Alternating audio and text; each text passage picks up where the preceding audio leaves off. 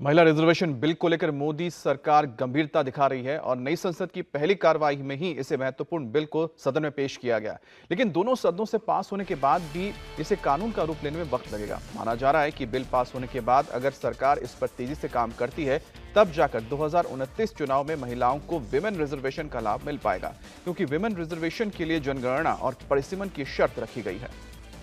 तो अब सरकार की ओर से जैसे अगर बिल पास होता है तो उसके बाद वक्त और लगेगा, क्योंकि परिसीमन होना है, डिलिमिटेशन होना है और साथ ही जनगणना होनी है। उसके बाद ही इसे लागू किया जाएगा, मतलब 2029 के चुनाव के दौरान ही इसका लाभ मिल पाएगा। नारी शक्ति वंदन अधिनियम 2023 को सदन में पुनर्स्थापित करने की अनुमति दी जाए। मोदी सरकार का नारी शक्ति वंदन, महिला आरक्षण में क्या है अड़चन? नारी शक्ति वंदन अधिनियम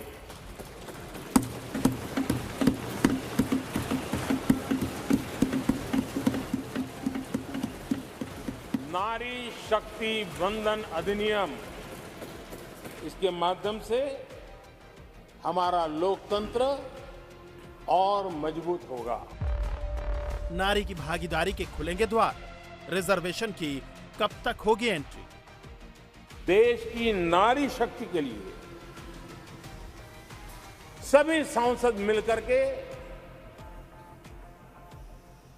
नए प्रवेश द्वार खोल दें, इसका आरंभ हम इस महत्वपूर्ण निर्णय से करने जा रहे हैं।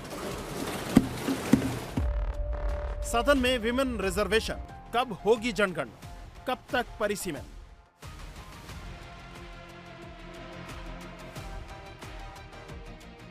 जिस विधेयक को पीएम मोदी महिलाओं के विकास के लिए मील का पत्थर और देश के लोकतंत्र के लिए जरूरी बता रहे हैं, उसके सदन में पेश होने भर से देश की महिलाओं में उत्साह का माहौल है।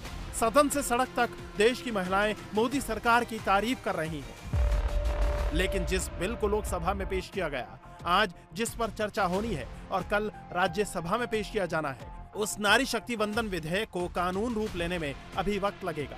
2023 के 5 राज्यों में विधानसभा चुनाव और 2024 के आम चुनाव में तो कम से कम महिलाओं को इसका लाभ नहीं मिलने वाला, और यही कारण है कि विपक्ष महिलाओं के लिए जरूरी इस बिल को लाने में देरी का आरोप लगा रहा है। बिल में ये लिखा गया है कि डीलिमिटेशन का एक्सरसाइज होगा, इमीडिएटली लागू नहीं होगा। जब वो डीलिमिटेशन एक्सरसाइज होता है तभी ये रिजर्वेशन लागू होगा। दैट मीन्स टिल 2029 ये रिजर्वेशन लागू नहीं हो सकता है। तो आपने दरवाजे तो खोल दिए हैं, पर दरवाजों में अभी भी नो एंट्री है महिलाओं। क्यों हम पहले जनगणना फिर डीलिमिटेशन लेके आ रहे हैं? अगर भारतीय जनता पार्टी और प्रधानमंत्री नरेंद्र मोदी जी की नीयत साफ है और वो महिलाओं को आरक्षण देना चाहते हैं, तो बिल में अमेंडमेंट लाएंगे और 2024 से ही महिला आरक्षण लागू करेंगे। आखिर विपक्ष को क्यों लग रहा है कि मोदी सरकार ने आरक्षण का बिल लाकर महिलाओं को भरोसा तो दिलाया, लेकिन इसके धरातल पर उतरने में वक्त लगेगा? क्योंकि जो बिल लोकसभा में टेबल किया गया है वो संविधान संशोधन विधेयक है और राज्यों को भी इफेक्ट कर रहा है। इसके लिए उसके दोनों सदनों में पास होने के बाद भी कानून का शक्ल लेने के लिए 50% राज्यों की विधानसभाओं से पास होना जरूरी है। इसके लिए मोदी सरकार को अलग अलग क्षेत्रीय दलों से समर्थन की जरूरत पड़ेगी, और फिर जब कानून बन जाएगा तो 2026 की जनगणना और उसके बाद होने वाले परिसीमन तक का इंतजार करना होगा। मतलब साफ है कि 2026 की जनगणना के बाद उसके आंकड़ों के आधार पर परिसीमन किया जाएगा। तब तक महिला आरक्षण विधेयक को कानून बनने के बाद भी प्रैक्टिस में नहीं लाया जा सकेगा। सरकार ने 2021 की जनगणना कोविड के चलते रोक दी थी। ऐसे में 2029 के लोकसभा चुनाव से पहले महिला आरक्षण को वास्तविक रूप देने के लिए सरकार को इस प्रक्रिया को तेजी से पूरा कराना होगा।